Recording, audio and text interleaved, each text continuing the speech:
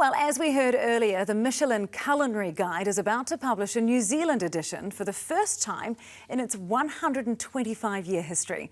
The guide is due out mid-next year and will potentially award the coveted Michelin stars to restaurants in Auckland, Wellington, Christchurch and Queenstown. Renowned New Zealand restaurateur Josh Emett knows the accolade system intimately. He worked alongside Gordon Ramsay in London and New York when Ramsay's venues were awarded multiple Michelin stars. Josh was with me a short time ago.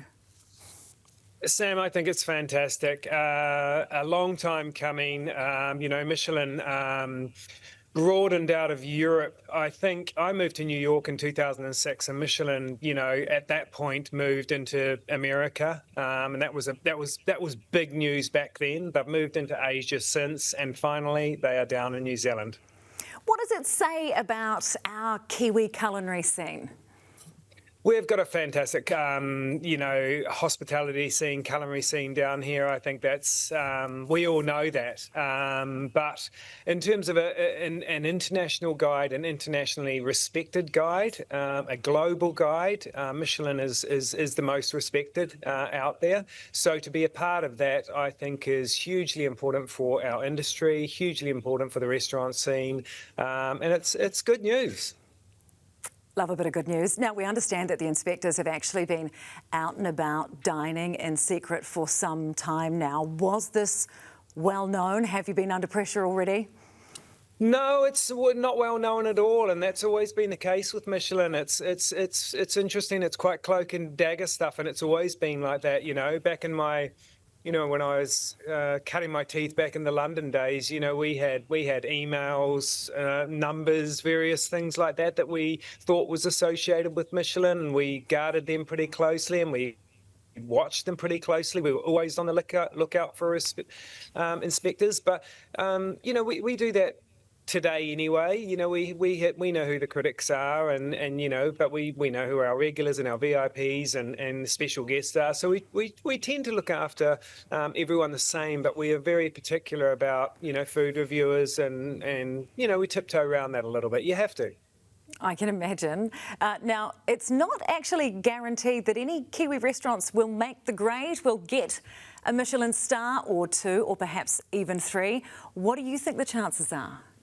Well, I think there's a huge chance. I think, I eat all over the world constantly and have done for 20 years. And I think there's many restaurants in New Zealand that compete on the world stage, and that deserve to be in the guide. There's 3 stars. There's 1 star, 2 star, or 3 stars. And I'm really excited to see what happens. But I think it's more important that we are a part of that guide. And the fact that they're coming here says that they think there's plenty to judge here. What is a star worth in monetary terms? And as you say, to the chefs themselves that perhaps dream of this?